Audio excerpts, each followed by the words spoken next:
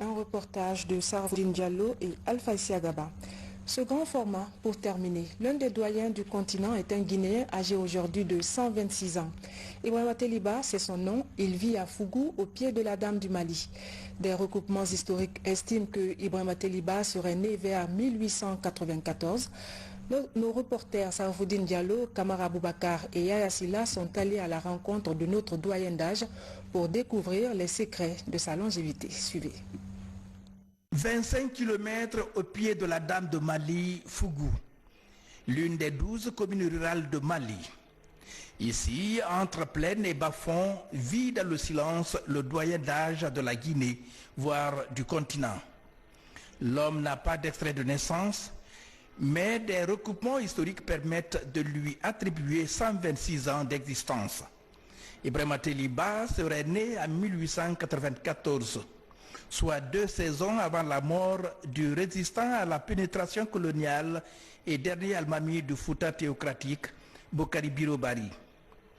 Au service des chefs de canton de Mali et Yemberen, il a connu tous les commandants de cercles coloniaux. À mémoire, il cite certains noms.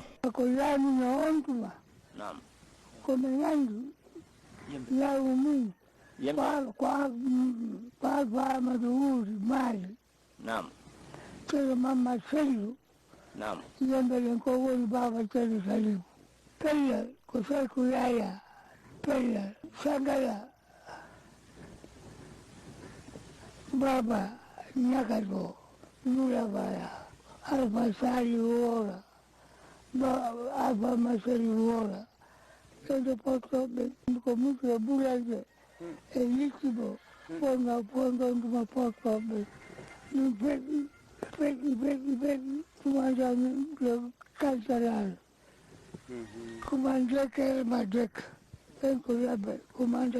Témoin de la construction de la première école publique de Mali en 1912, Modi Teli a aussi pris part à la campagne de vulgarisation de la merveille naturelle retrouvée sur un flanc du mont Loura. L'administration coloniale référence la Dame du Mali entre 1937 et 1939. La stature physique du jeune Teli l'aide à échapper à la Seconde Guerre mondiale. Depuis, l'histoire s'est accélérée. De l'indépendance à nos jours, Modi Teliba a vécu, mais il a toujours su garder ses distances avec tout ce qui agite l'esprit et le corps, y compris les travaux pénibles. Ce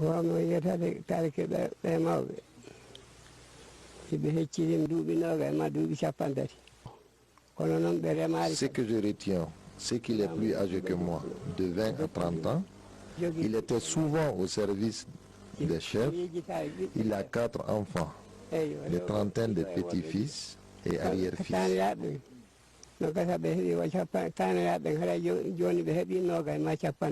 Et si la longévité était dans les gènes de cette famille?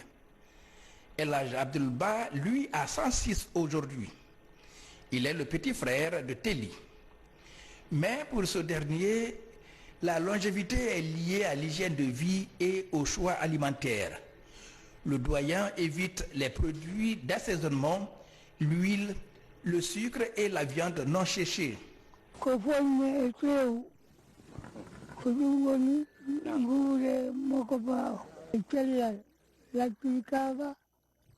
Pour moi, le secret de la longévité est une volonté de Dieu. Et je vous conseillerais de manger des aliments sains, comme le fonio, le couscous de maïs, de la viande chasse avec la sauce d'arachide. Et je vous conseille aussi de bien gérer votre jeunesse. Modi Ibrahima Teliba n'est pas encore dans le livre Guinness des records, mais le vécu de l'homme confirme qu'il a bien traversé un siècle et plus de 2 décennies. Peu bavard, il reste lucide. Sa vision est bonne et peut encore marcher seul. Une bénédiction saluée sur ces plateaux au nord de la Guinée. Une fierté pour moi de me retrouver dans ce lot, le Fougou, où existe déjà une personne que le monde sollicite, que le monde cherche. Le vieux là, il est, c'est-à-dire ma mère, c'est son oncle. Le doyen Telly vit entouré d'une grande affection. Ses frères, ses 4 enfants, ses nombreux petits-enfants et arrière-petits-enfants veillent sur sa santé. Les 2 femmes qu'il a épousées ne sont plus en vie, mais lui continuera à défier le temps et les codes de la biologie. À 126 ans déjà, il est en course pour le record de longévité chez l'homme des temps modernes.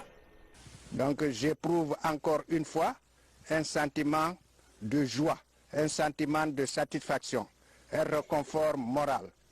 Que l'humanité entière sache qu'il existe ici à Mali, précisément à Fougou, la personne la plus âgée du monde.